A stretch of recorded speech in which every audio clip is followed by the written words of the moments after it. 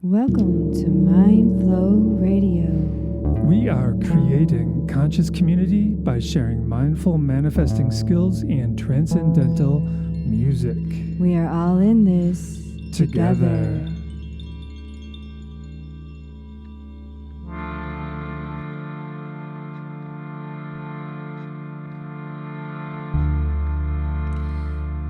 There was a boy,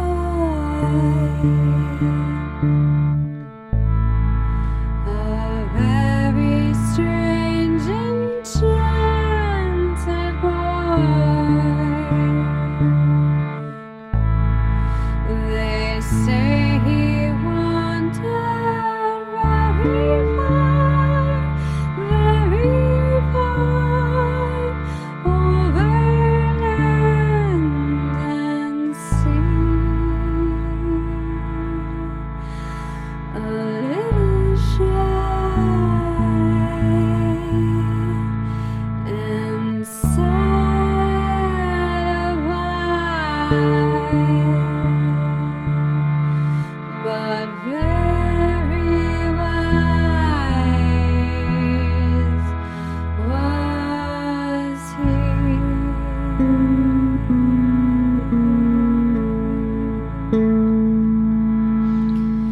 And then one day,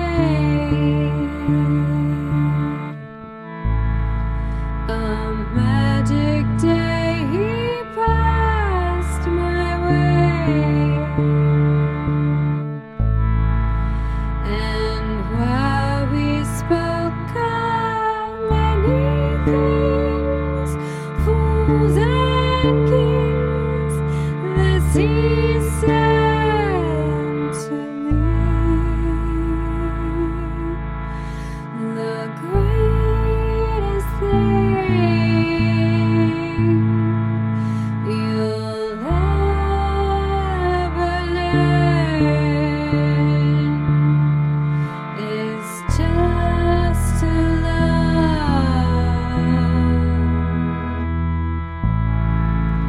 and be loved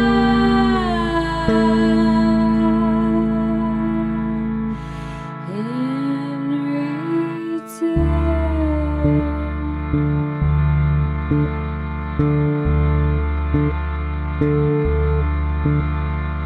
Aham prema, aham prema, aham prema, aham prema, aham prema, aham prema, aham prema,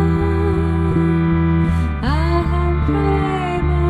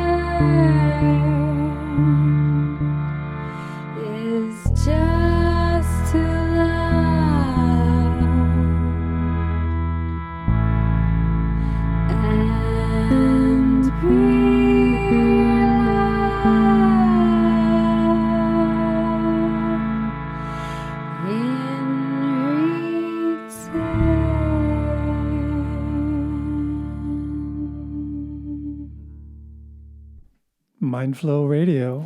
Mindflow Radio. She's Jalen. And he's Monte.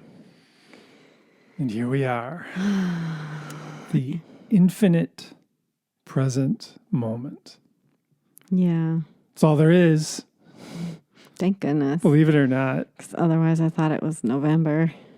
Well, it is November, but just in the present. And that's just that's a very human just construct. Yeah. The November thing. Yeah. I think it's seasonal too. You know, the leaves are pretty much out of the trees. Yeah. It's cold out if you're in the north. Well, it's getting colder. It is. For us southern gals, it's cold out. All right. Got the winter coat out and all that good stuff.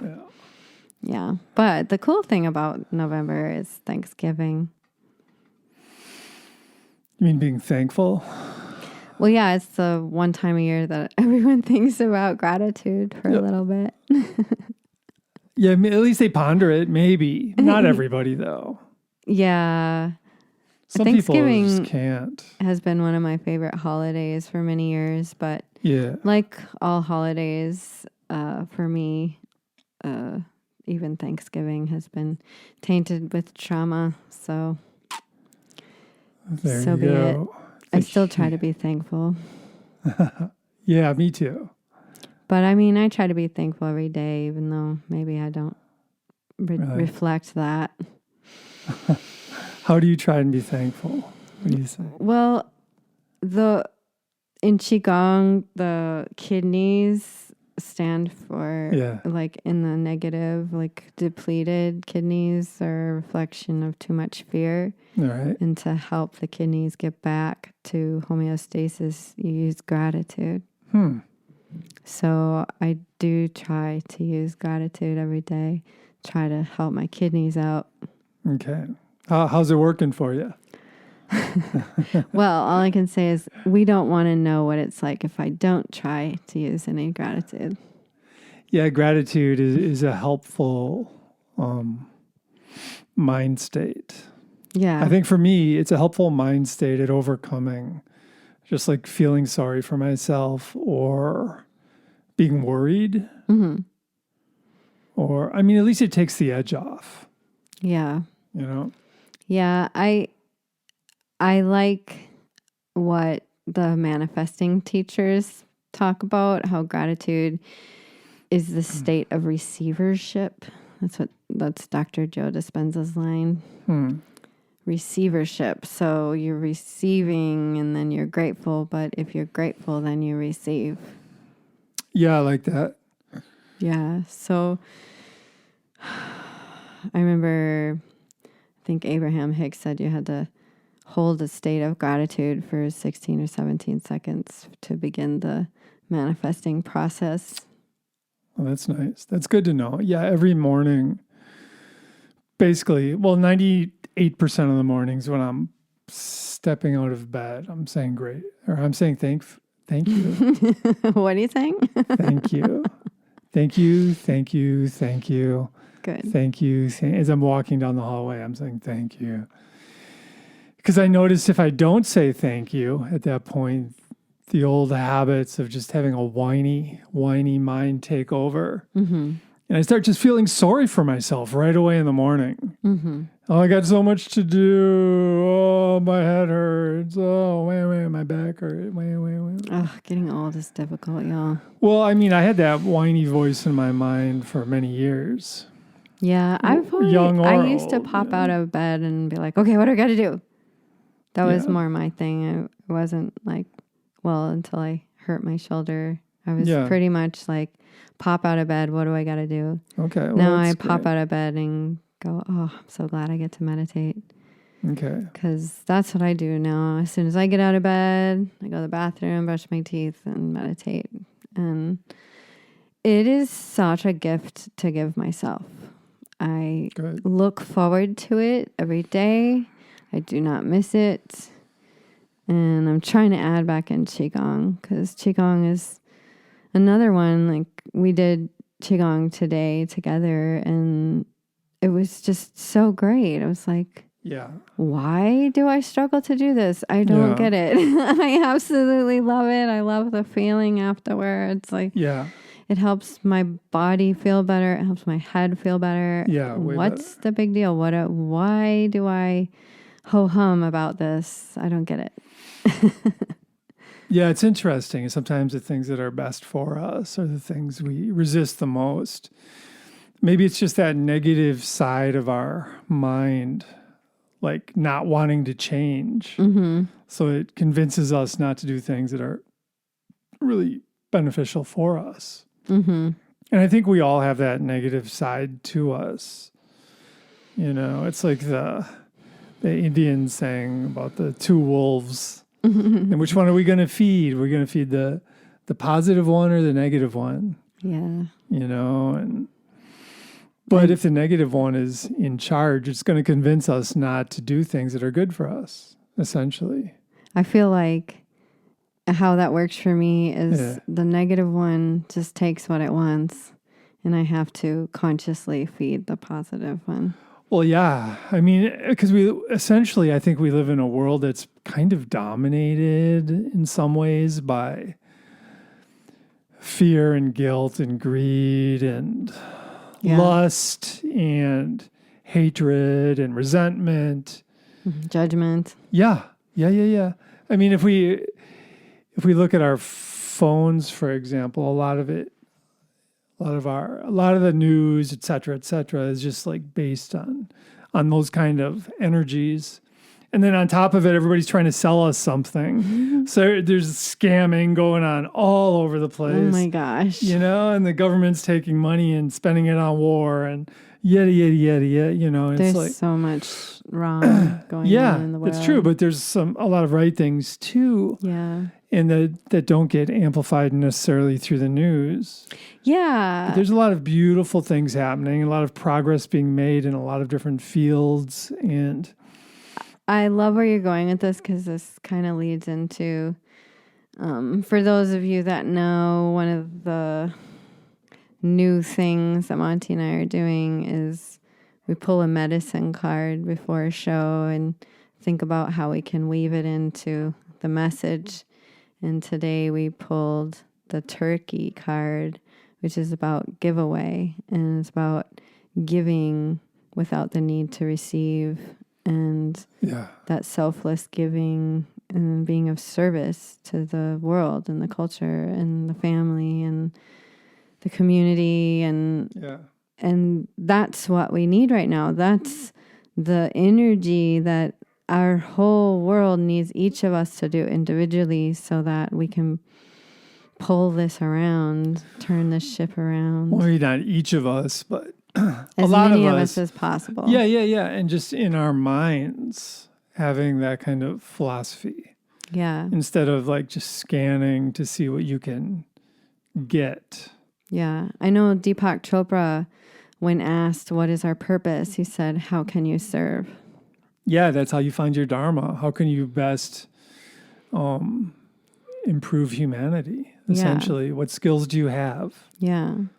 To serve humanity. And that's an interesting one, because I always, in my adult life, I have prepared for the apocalypse twice already.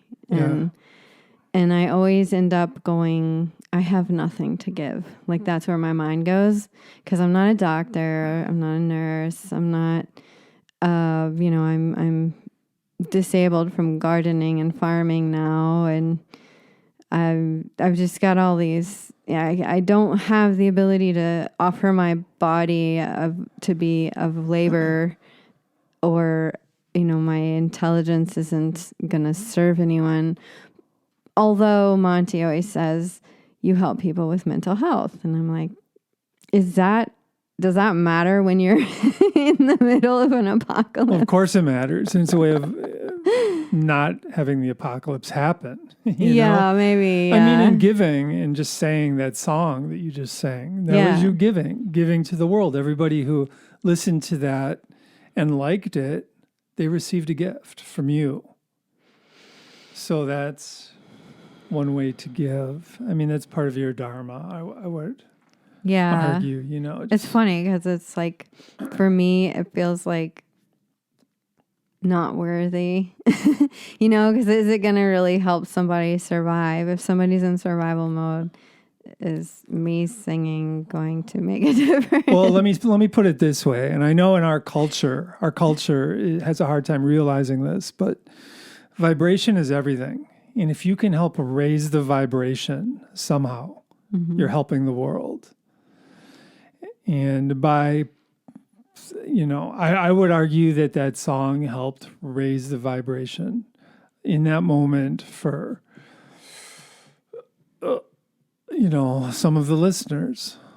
So that's awesome. That's the most you can do to save the world, is raise the vibration. You do the best of what you do best at. Well, right. And to feel bad that you can't dig in the dirt. I mean, that's a lot of people are good at that. That's their dharma. Able to do that. I guess that's why, because it's like, well, I used to be able to do that, and I'm really good at growing things, but I can't do it anymore. So I guess I'm still in the grieving of not having the use of both arms. Well, from one way of looking at it is you have this entire reality in front of you, but you're focusing on what you can't do instead of what you can do. You got me there. So that's kind of like the challenge. That's the mind training, because in reality, we all have positive and negative aspects to our lives.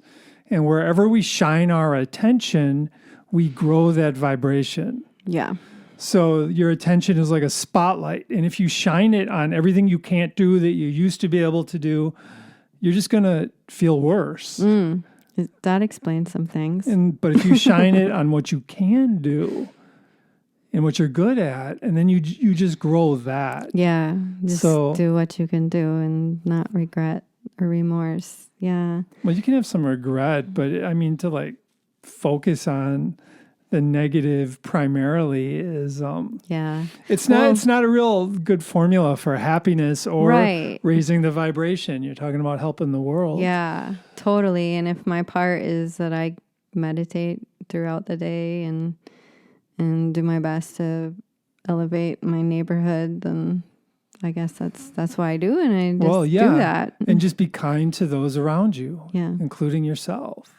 Yeah. It's been interesting. I don't know who was paying attention to the eclipses, but between October 14th and October 28th was very intense for a lot of people.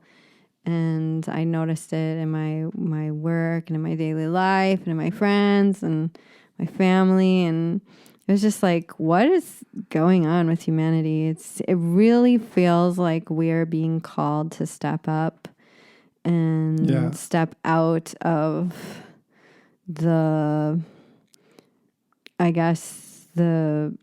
what is it called when there's something that the overarching theme wants you to believe, but then you have to step away from it and think for yourself. Yeah. I feel like that's what each of us are being faced with. And what I noticed is every single person that I talked to that was having a hard time, it was very individual to their greatest hell. Whatever their greatest hell was what they were going through. And same with myself. And we all have our own worst hell. And my hell may look like a joke to you. And your hell might look like a cakewalk for me. But it doesn't matter what the other person thinks of your hell. You're going through it. So just stepping out of that, doing what you can. And I know we're out of it now, so hopefully you're feeling better now. I know I'm feeling better-ish.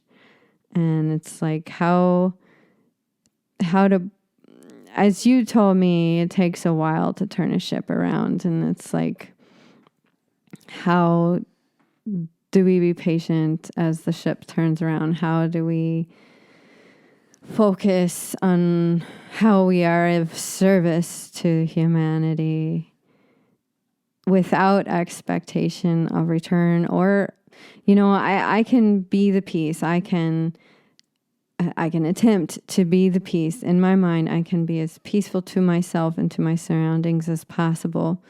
But that does not assure me or guarantee me that the world will find peace.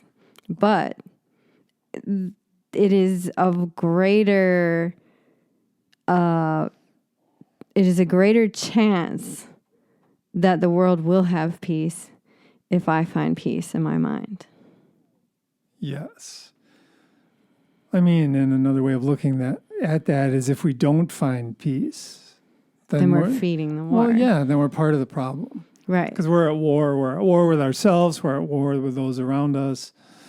Just energetically, you know, and then, yeah, at that point, we're just feeding that collective energy of war, which it seems to be a good time for us to actually work against that consciously. Yeah. You know, and to not, or to do what we can to be part of the solution rather than the problem. Yeah. It's so key. And supporting each other in that, you know? Yeah. And that's kind of being of service. You know? Well, and for me, that kind of means just finding moments of peace in my mind throughout the day. So I find moments where my mind is quiet. Because if my mind is not quiet, I just naturally feel agitated. Yeah. Or just unhappy. I had a friend of mine, a dear friend of mine. A shout out to Vicky. Her and I do a lot of drum journeying together, meditating together, trying to help each other grow and evolve and be better people. And she had this vision of me and her in the void as globes of light or orbs of light. And every time I meditate now, ever since then, I don't even remember, I think that was after the first eclipse. I vision this darkness, this void, which all the teachers that I follow talk about. You have to get in the void to meditate properly, basically. Like you have to go into that place where you lose your identity, you drop your identity. You are just this being and you're just there.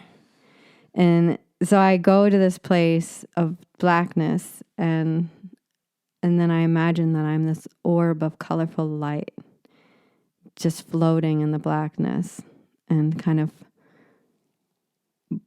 not blissful, not joyful, but that, I guess, blissful, joyful kind of feeling, like I'm just floating, this colorful orb of light there in the blackness. And that's the place that we want to be when we're meditating, that no thought, that emptiness that you're talking about. Yeah. I think I lost him for a second. Guess I was on a monologue. Yeah, no. I mean, my meditation's a lot different than yours. So it's hard for me to relate to that, I guess. I mean, for me, I'm trying to just optimize my breathing and just be as present as possible in the moment. Okay. You know, that's kind of more my style. But I don't think there's anything wrong with either of those. No. I do, from what I understand about manifestation, is that there is this dropping of identity that has to happen. And if you're getting to that dropping of identity by being super present, like that's fine too. Yeah. Well, I mean, in Maharaj, you know, a great yoga teacher says that the way to manifest is to simply just find that stillness in the mind. Now, when your mind is completely still, he says that unleashes spiritual forces that support you. Mm-hmm.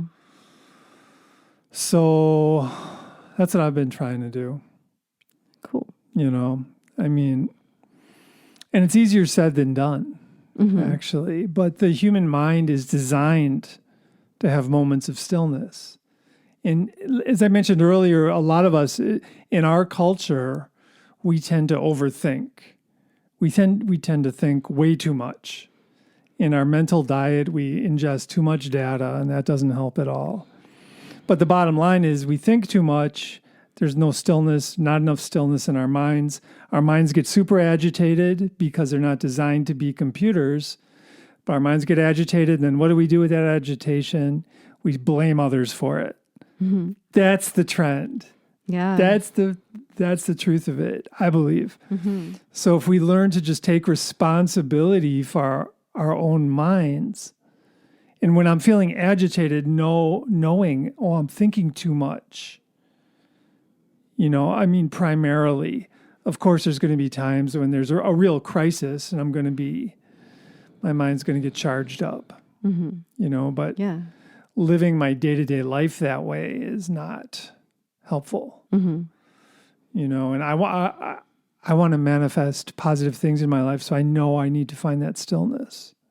Yeah, I know totally. I need that. And yeah. And the stillness is the void. I mean, at least in Qigong, that's what they talk about too, it's this, you're standing, usually moving slowly, breathing, focusing on energy in the body. And as that happens, then your identity just melts away. Well, that's it. And then you're just this movement of energy, breathing, and then you're in the void or you're in the stillness. Even though you're moving, but your mind is not moving anymore. No, it's still. Yeah, and you can call that the flow state or the zone. Mm-hmm. I mean, great athletes get there, great musicians get there just naturally. Mm-hmm. Some people get there naturally, but a lot of us have to train to get there. Mm-hmm. But it's so worthwhile. And it's one of the keys to mental wellness. And I speak as a mental health therapist, where one of the keys to psychological empowerment is to have the ability to find that stillness. Mm-hmm. Especially when there's difficult times happening and our minds are ruminating. Ruminating's no fun. That's a hamster wheel if you don't know what rumination is. Yeah, it's like you have an issue and you just keep thinking about it over and over and over and over and over and over. And then your mind gets agitated because you're overthinking. And then the typical thing is to blame others. Mm-hmm. But catch yourself in that. And when you find yourself ruminating, try and just find some stillness. How do you suggest people find stillness, Jai? I was thinking that we could complete talking about the service to others, play a song, and then do our rapid fire skills section. Okay. Yeah, service to others. For me, if I can walk into a store with a still mind, with a fairly still mind, I'm doing service to everybody in that store. Because I think it helps raise the vibration just slightly. I think people feel it. Just conversely, if I walk into a store and I'm all agitated, people feel that too. Yeah, they do. I've witnessed we feel that. Energy. Yeah. We do feel energy. It's very interesting. And I've also seen, like, our neighbor is the kindest soul. He's always helping everyone. Yeah. Literally. And sometimes I just wonder if I could ever be that kind. He's amazing. I'm so grateful he's my neighbor. And, it's... he's a great teacher. Yeah. In that way. And to think if we all did things like that, he's a great representation of the giveaway spirit. Like, he just gives to people with no expectation of return. And to me, that's a difficult concept. Monte and I, before we started recording, we're like, how do we even talk about this? Like, it's a difficult one, and giveaway, to give without expectation of receiving, to be of service, to transcend the need to manipulate, like the card saying that if you have an expectation or a need to receive something in return, that's considered manipulation. Whether you agree or not, that's not really, it's not a debate.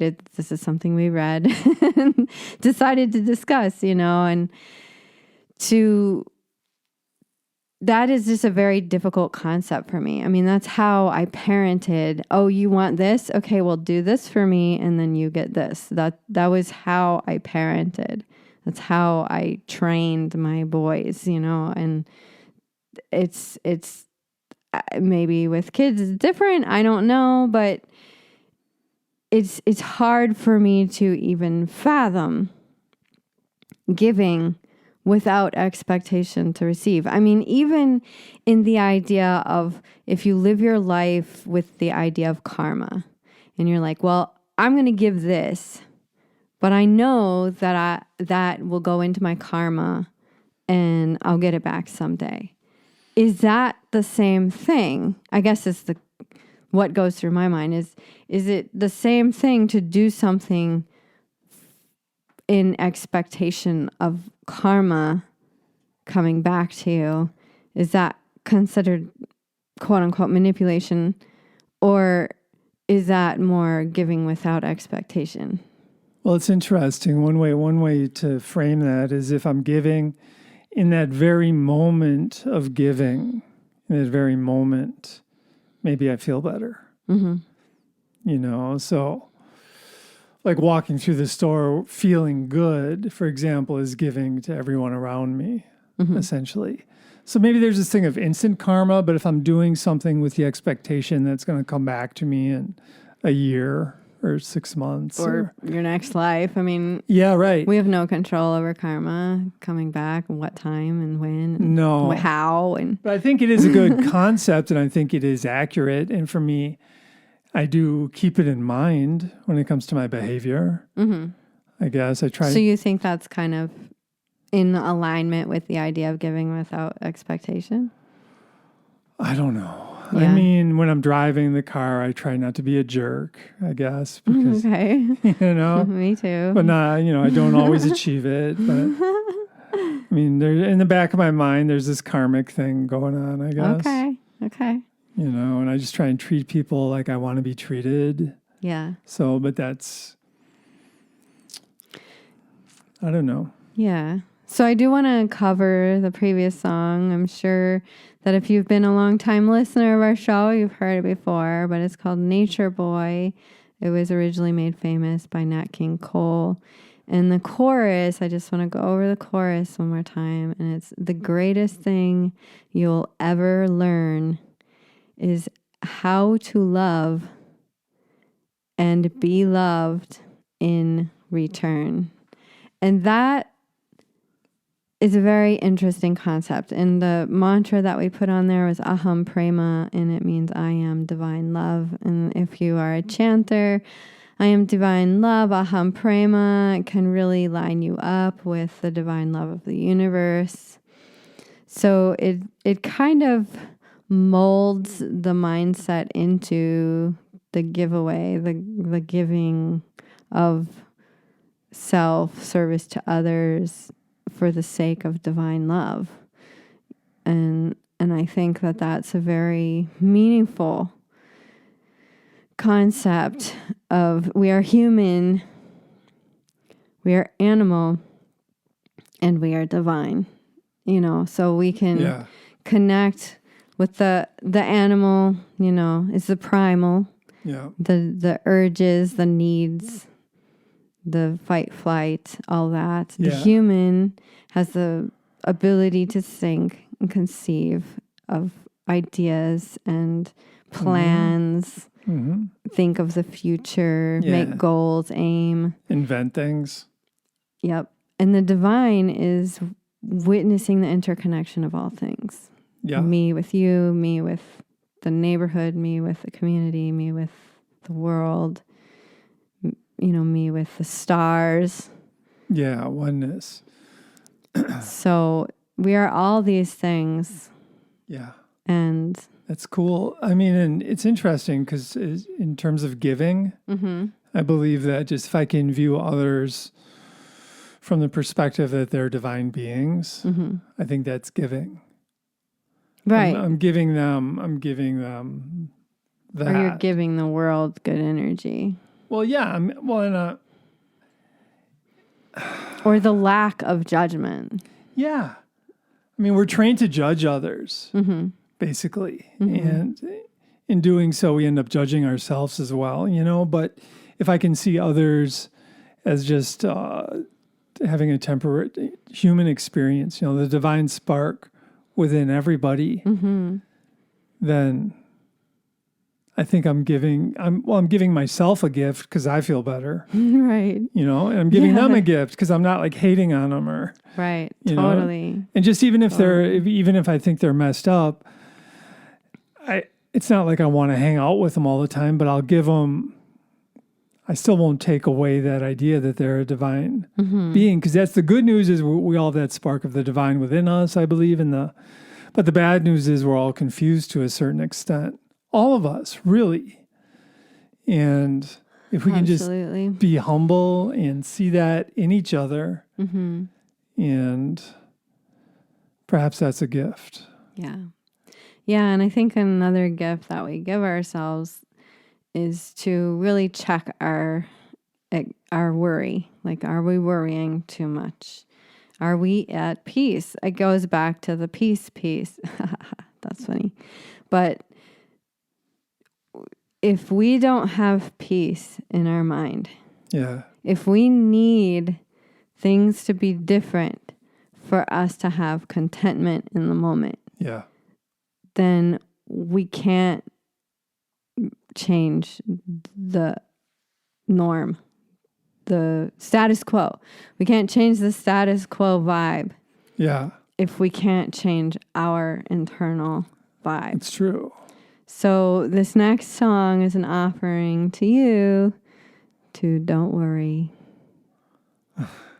So we'll talk at you in a moment. Enjoy. Don't worry about a thing, 'cause every little thing is gonna be alright. Singing, don't worry about a thing. Cause every little thing is gonna be alright. Woke up this morning, smiled at the rising sun. 3 little birds sat by my doorstep, singing sweet songs of a melody pure and true. Yeah, this is my message to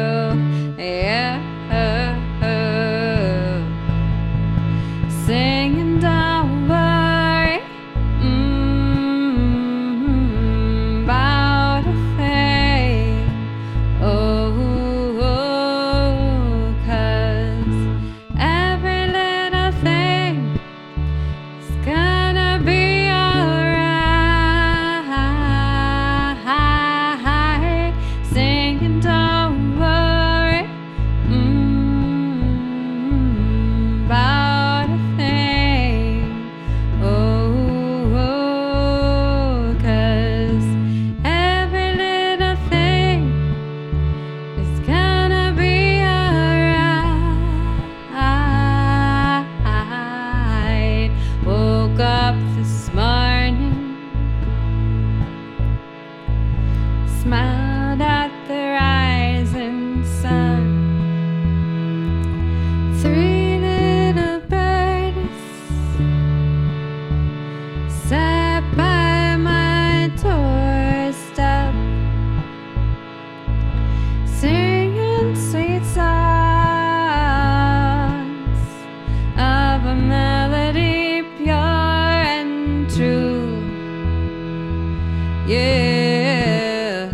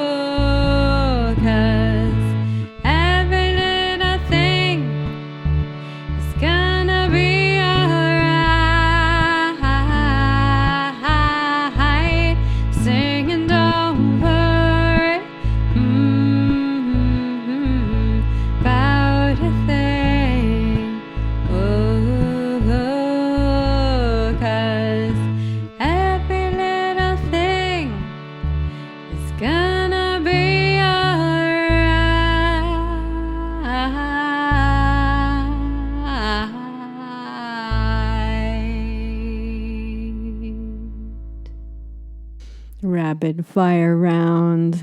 Okay.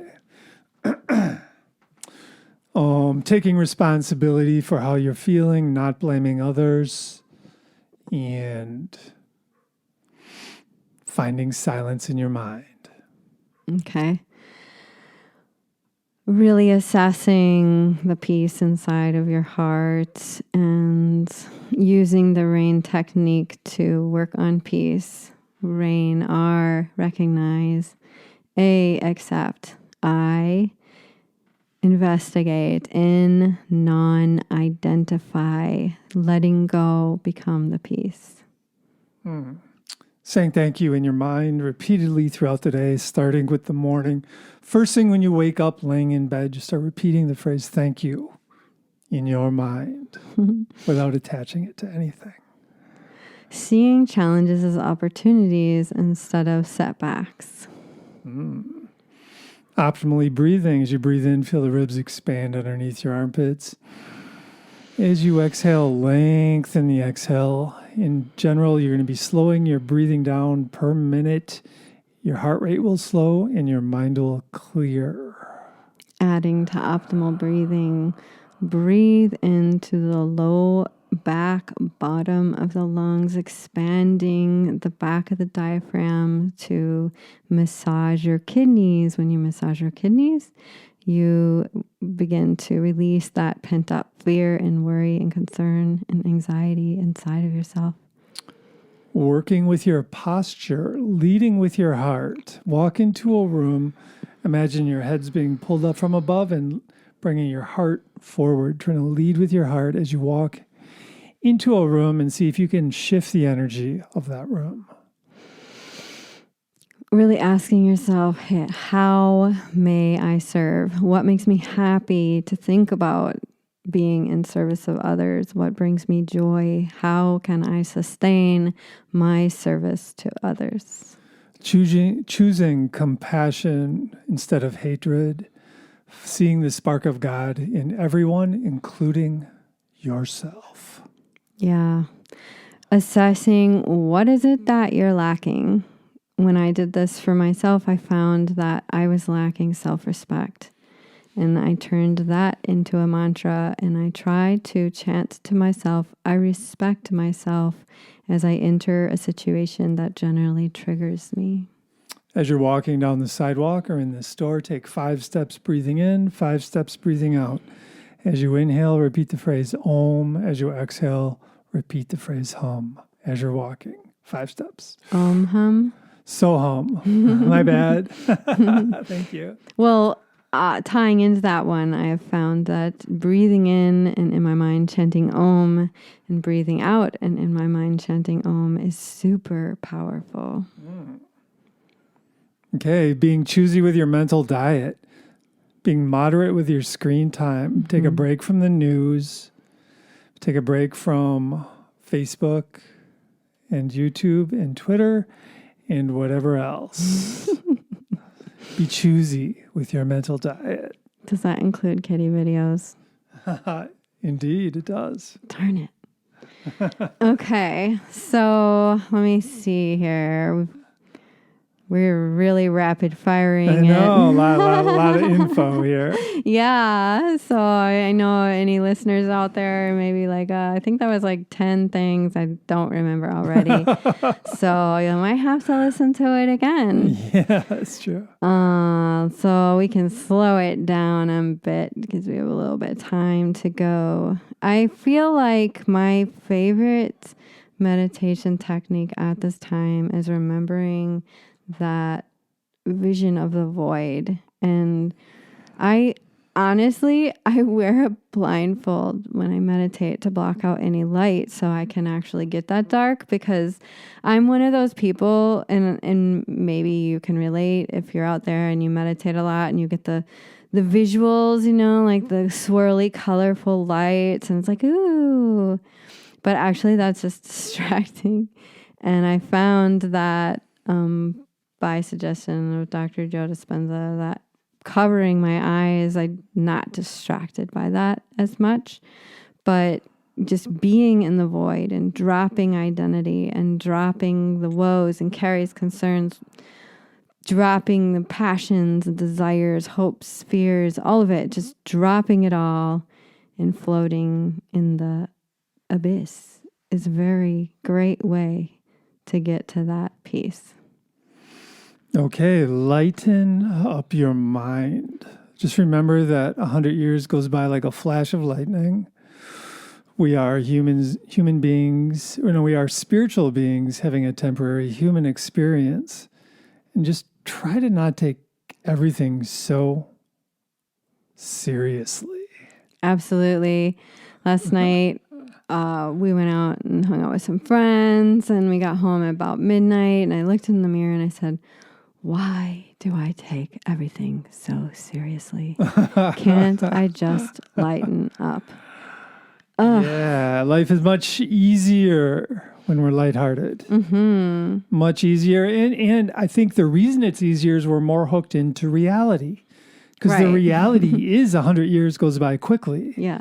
I mean, look at all your ancestors. We're talking 30,000 years, 100,000 years of ancestors. 8,000, 10,000 generations. Come on, it goes by quick. Yeah. I mean, and to get all caught up on this detail and that detail and this detail, and we have the tendency, we make a mistake, we'll just beat ourselves up. Mm-hmm.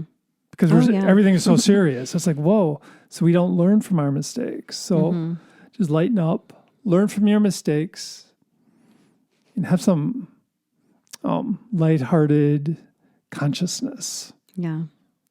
Yeah, and kind of on that note, and going back to the challenges as opportunities tip, I have been listening to Shaheng Yi, who is the Shaolin Temple of Europe master teacher, and he says that each challenge is there for you to learn and grow from, and there's only two things not to do, and that is run away and beat yourself up. Yeah. So Payment if you children. avoid those. Yeah, so you have to face it. Face it. Or delay well, no, it. this is what he said. He said, if you are not prepared and ready to confront whatever it was, whatever the challenge was, you don't beat yourself up. You step back, train, and then return. So basically, if you meet a challenge that you are not prepared for, that means step back. Don't run away. Step back, train, meditate, do qigong, yoga, breathing, walking, running, join a martial arts class, whatever it is, whatever training you need to do. Play music, hang out with friends, play games, whatever, laugh, have fun, do something. Yeah. And then when you're ready, meet the challenge again. All right. Yeah, Pema Chodron said the same thing about the challenge. Right. Like, challenges are a part of life. That's the thing. We have to realize that that's what life is. It's a series of challenges. Mm-hmm. And it's how we deal with those challenges that really determine our overall success. Mm-hmm. And we want to deal with challenges gracefully. And it's a lot of it is the attitude we have when a challenge occurs. Mm-hmm. It's like, why me? Why me? Oh, no, not me. No. What did I do to deserve this? Yeah. I didn't deserve this. Yeah, right. That's not the most effective way of dealing with a challenge. I'm sorry to interrupt. No. Please but one of my worst liked words in the English language is deserve. If we could just erase that one. Really? I use that a lot for myself. Really? Right? Oh, yeah. What do you mean? Like recently, like my back was sore. I hurt my low back. Yeah. But I think I deserved it because I was overdosing on Facebook. Just in this poor posture, I was like, oh, I knew it. Well, I deserve this. Okay, thank you, universe. I'm sure there's a different way to say that. Like, well, I did this to myself. would be another way to say it. Right. It means the same thing, though. Right. But usually it's used as, I didn't deserve this. Oh. So. Okay. I don't know. That's another. I suggest avoiding that word. Oh, I see. Okay.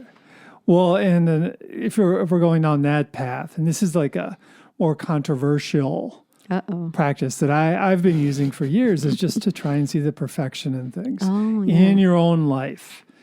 I don't think I have any right to say anybody else's life is perfect, but I know my life is essentially perfect, and I kind of earn my life day to day. Mm-hmm.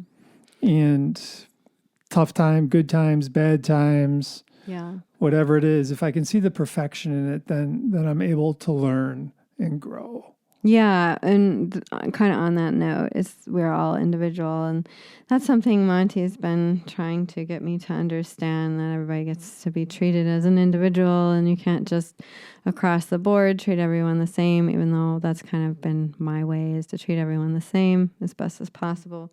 But point being, we were discussing that one person's idea of toxicity could be another person's idea of a joyful time, and so when somebody said, oh, so-and-so is toxic, rather than jump on board and say, oh, you're probably right, be like, okay, so-and-so is toxic in your opinion to you. Yeah. And I can accept that that's how you feel at this time, but maybe I'm going to not jump on the bandwagon of judging that other person. Well, that's good. Yeah, that's another good skill, not judge. Be discerning rather than judgmental. Mm-hmm. And that's a big deal. Because if we judge others, no doubt we're going to judge ourselves as well. Mm-hmm. And the truth continuum fits into that as well. It's like you hear some gossip about somebody, instead of just believing it or not put it on the truth continuum. On a scale of 0 to 10, how much do I believe this? And that kind of using the truth continuum with your belief system is a very potent way at kind of honing in on reality more than we usually do. And use the truth continuum when you see something on the news, for example, or you hear gossip from your friend, or you have a thought in your mind. Put that on the truth continuum. It's kind of fun. Yeah, I would have you go more in depth in that, but we're almost out of time. So that's our rapid fire round for you. I hope you get something good out of that. Thank you. That's probably the easiest practice. Just repeating that phrase. Yeah, and it's so interesting to me because the people who like it love it. Yeah. And the people who don't like it haven't actually tried it. So that's what I've noticed from people I work with and hearing about people that Monty works with. Is people who love it, people who try it, love it. Yeah. And people who don't like it didn't really try it. And I did get that practice from Muji, by the way. Yeah. He would tell his silent retreatants to just keep repeating the phrase thank you in their mind that entire weekend. But I'm just trying to take it to the next level and just try and repeat it every day for the rest of my life. Awesome. That works. Yeah. Yeah. So what do we got going on here at the Heart Mind Center? We are taking a couple weeks off of Tai Chi. We'll be back November 18th. I'm pretty sure that's a Saturday. And I'm thinking that that's about it for events that I know of. Yeah, we might have some music coming up in the near future. Yeah, we'll announce that when we know it, unless, of course, it's before the next podcast. Yeah, so our sweet little town of Viroqua is getting tucked in for the winter. It's not as much going on here. But, yeah, enjoy the weather. Go for a walk. And grab a friend. We all need to go for walks. Let me tell you, if I didn't walk every day, I don't know where I'd be. So it's probably one of my absolute favorite things to do every day. Sometimes I do it 2 or 3 times a day, depending on if any friends want to walk with me. So get out there, even though it's cold, and enjoy the fresh air, smell the leaves falling down, and watch the winter blow in. Remember to be thankful for Thanksgiving and eat some good food. Love everyone. And, or at least have compassion, right? Yeah, compassion or as for Monte all. would say, divine spark. Yeah, just try and see it. Yeah. Realize it. We're all these confused God creatures stumbling around, trying our best. Oh my goodness. If we understood our power, like if we really knew what our power was, what would we actually do? Yeah, well, we'll find out in like 200 years when people realize their power. Great. Well, maybe I'll be back. Maybe it'll be sooner than that. Yeah. AI might teach us. Anywho, that's another subject. But yeah, we're super grateful to have you be a part of our Mindflow radio family. Yes. And I hope you have a great month and take it easy. Find your peace and answer the question, how may I serve? Peace and love to you all. Yep. Many blessings and much love.